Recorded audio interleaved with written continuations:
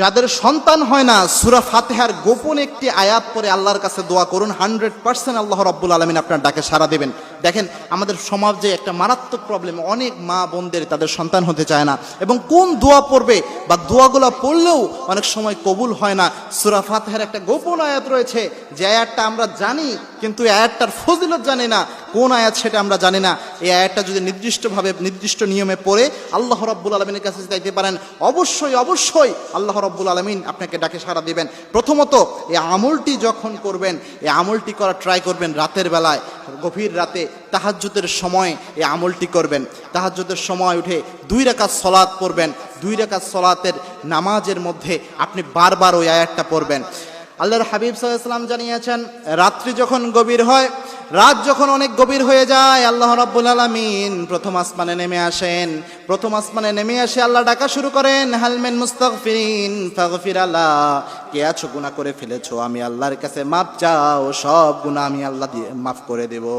কে আছো কার রিজিকের প্রয়োজন, আমি আল্লাহর কাছে রিজিক চাও, অফুরন্ত রিজিক আমি আল্লাহ দান করে দেব, সব নিয়ামত আমি আল্লাহ দান করে দেব। আল্লাহ রাব্বুল আলামিন প্রত্যেক রাতে এইভাবে ডাকতে থাকেন। প্রত্যেক রাতে প্রথম আসমানে এসে আল্লাহ রাব্বুল আলামিন ডাকতে থাকেন। এবং এই সময় যদি 2 রাকাত নামাজ পড়ে চোখের পানি ফেলে এই আমলটি করতে পারেন, সূরা ফাতিহার একটা মারাত্মক আয়াত, এই আয়াতটা হচ্ছে ইয়্যাকা না'বুদু ওয়া ইয়্যাকা নাস্তাঈন। এই আয়াতটা, যা চায় আমার বান্দা, আমি আমার বান্দাকে সব দান করে দেব।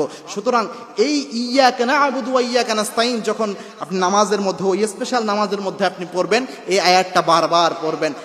2 রাকাত নামাজের মধ্যে সূরা ফাতিহার এই আয়াতটা বারবার পড়তে থাকবেন। এবং সালাম ফিরানোর পর আপনি যখন আল্লাহর কাছে দোয়া করবেন, দোয়া করার শুরুতেও সূরা ফাতিহা পড়বেন।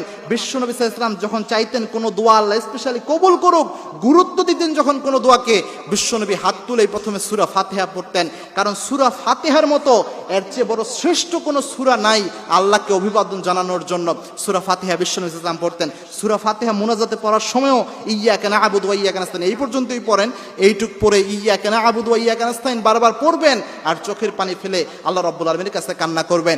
এরপরে আপনি সন্তান চাওয়ার যে দোয়াগুলো রয়েছে, রব্বি হাবলি মিনাস সলিহিন, রব্বানা হাবলানা মিন আজওয়াজিনা ওয়া যুররিয়াতিনা কুররাতা আয়ুন ওয়াজআলনা লিল মুত্তাকিনা ইমামা, এই দোয়াগুলো এর পরবর্তীতে আপনি পড়েন। অবশ্যই অবশ্যই আল্লাহ রাব্বুল আলামিন সন্তান আপনাকে দান করবেন। এবং এই আমল করে বহু মানুষ সন্তান পেয়েছেন। আল্লাহ রাব্বুল আলামিন দয়া করে তাদেরকে সন্তান দান করেছেন। দেখেন, সাহায্য যদি চাইতে হয়, ফাইজা সাআলতা ফাসআলিল্লাহ, কিছু যদি চাইতে হয় আল্লাহর কাছে চান,